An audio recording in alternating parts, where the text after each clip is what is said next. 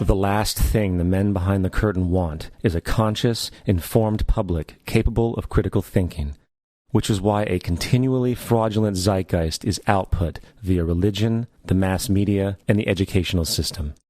They seek to keep you in a distracted, naive bubble, and they are doing a damn good job of it.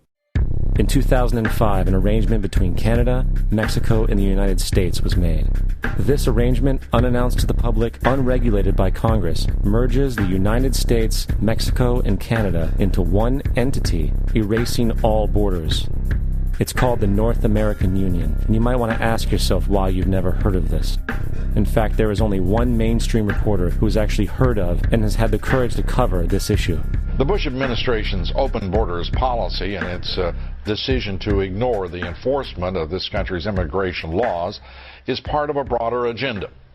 President Bush signed a formal agreement that will end the United States as we know it, and he took the step without approval from either the U.S. Congress or the people of the United States. It's a deal that few have even heard of. It's being done again by very few people at the very top on behalf of the investment class, but the working class of people, political officials across our country, from communities, from cities and so forth, they don't know anything about this. This isn't some trade agreement. It is a total removal of sovereignty from these countries, which will also result in a completely new currency called the Amero. Fall. Apart from that, I think one thing people who are dollar-based need to focus on is the Amero. That's the one thing that nobody's talking about that I think is going to have a big impact on everybody's life in Canada, the U.S., and Mexico. The Amero is the proposed new currency for the North American community, which is being developed right now between Canada, the U.S., and Mexico to make a borderless community, much like the EU, and the dollar, Canadian dollar, U.S. dollar, and the Mexican peso replaced by the Amero. By default of this agreement, the American Constitution will eventually be obsolete. You would think that a situation like this would be on the cover of every major newspaper. That is until you realize that the people who are behind this movement are the same people behind the mainstream media, and you are not told what you're not supposed to know. The North American Union is the same concept as the European Union, the African Union, and the soon-to-be Asian Union, and the same people are behind all of them. And, when the time is right, the North American Union, the European Union, the African Union, and the Asian Union will be merged together, forming the final stages of a plan these men have been working on for over 60 years. A one-world government.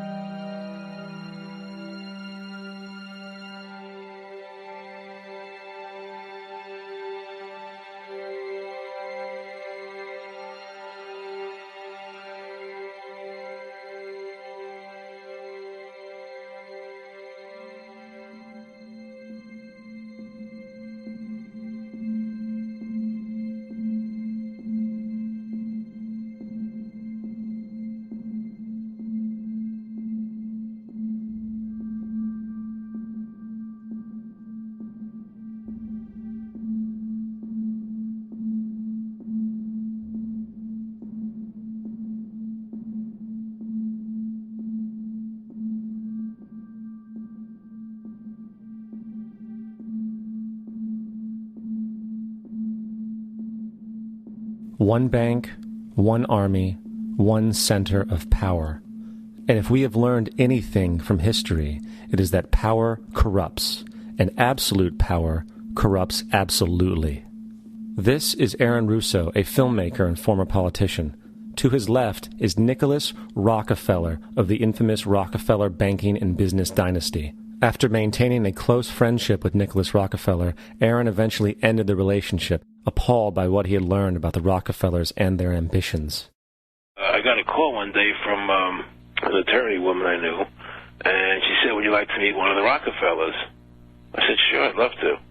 And we became friends, and he began to divulge a lot of things to me. So he said to me one night, he said that there's going to be an event there, and out of that event, you're going to see we're going to go into Afghanistan, so we can run pipelines from the Caspian Sea. We're going to go into Iraq to take the oil and establish a base in the Middle East, and we're going to go into Venezuela and try and get rid of Chavez. And the first two they've accomplished. Chavez they didn't accomplish. And he said you're going to see guys going into caves looking for people that they're never going to find. You know, he was laughing about the fact that you have this war on terror. There's no real enemy. He's talking about how by having this war on terror, you can never win it because so it's an eternal war. And so you can always keep taking people's liberties away. And I said, how are you going to convince people that this war is real? He said, but the media can convince everybody it's real. I mean, you know, it's just that you keep talking about things. You keep saying it over and over and over again, and eventually people believe it. You know, you created the Federal Reserve in 1913 through lies. You create 9/11, which is another lie. Through 9/11, you're fighting a war on terror, and now all of a sudden you go into Iraq, which was another lie, and now they're going to do Iran. You know, and it's all one thing leading to another, leading to another, leading to another. Now, I would say to them, what are you doing this for? What's the point of this thing? You have all the money in the world you ever want. You have all the power. I said, you know, you're hurting people. It's not a good thing. And he would say, what do you care about the people for? Take care of yourself and you take care of your family. And then I said to him, what are the ultimate goals here?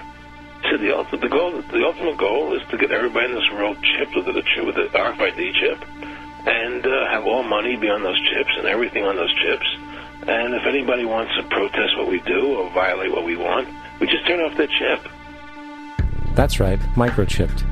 In 2005, Congress, under the pretense of immigration control and the so-called war on terrorism, passed the Real ID Act, under which it is projected by May 2008, you will be required to carry around a federal identification card, which includes on it a scannable barcode with your personal information.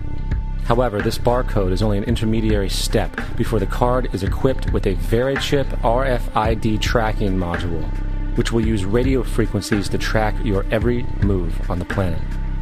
If this sounds foreign to you, please note that the RFID tracking chip is already in all new American passports.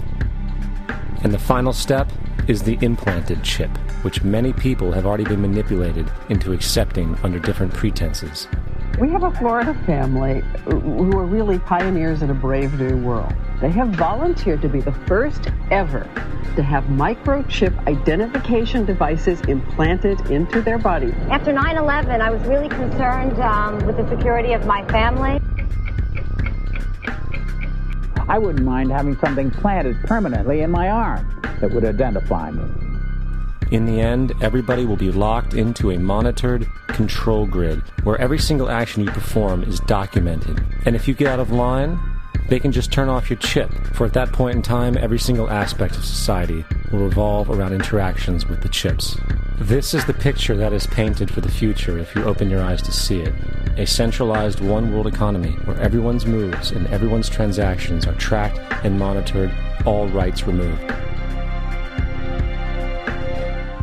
The most incredible aspect of all. These totalitarian elements will not be forced upon the people. The people will demand them. For the social manipulation of society through the generation of fear and division has completely detached humans from their sense of power and reality. A process which has been going on for centuries, if not millennia. Religion, patriotism, race, wealth, class, and every other form of arbitrary, separatist identification and thus conceit has served to create a controlled population, utterly malleable in the hands of the few. Divide and conquer is the motto, and as long as people continue to see themselves as separate from everything else, they lend themselves to being completely enslaved. The men behind the curtain know this, and they also know that if people ever realize the truth of their relationship to nature and the truth of their personal power, the entire manufactured zeitgeist they prey upon will collapse like a house of cards.